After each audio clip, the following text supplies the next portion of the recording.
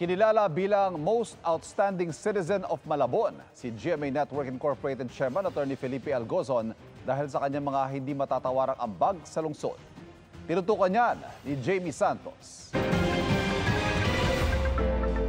Kinilala ng Malabon ang mga natatanging individual na nag-ambag sa pag-unlad at nagbigay ng karangalan sa lungsod. Tumanggap ng Malabon Medal Badge Lifetime Award bilang Most Outstanding Citizen of Malabon si GMA Network Incorporated Chairman Attorney Felipe Algozon.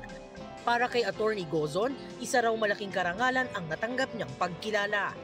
Sa kanyang talumpati, sinariwa ni Attorney Gozon ang kanyang kabataan.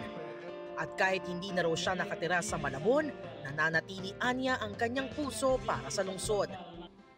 Dahil lang team, parangal sa mga nakaraan, o gunitain natin ang nakaraan, I would like to say that I am proud that I studied in Malabon Elementary School during my primary grades. That was a very, very long time ago. That I learned how to swim in Malabon River when it was not yet polluted. And that I spent my early formative years in Malabon.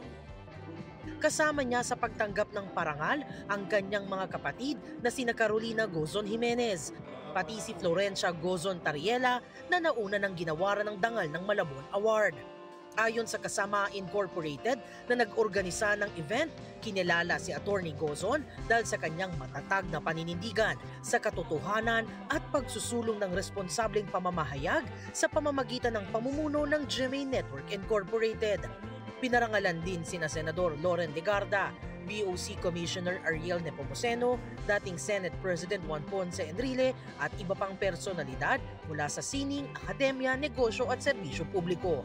Ito pong pagbibigay ng ating gintong parangal ay hindi lamang po para sa kanila, kundi para sa bawat Malabueñong nangangarap, nagbibigay ng masigasig na pagmamalasakit at karunungan, kagalingan. Para sa GMA Integrated News, Jamie Santos, nakatutok 24 oras.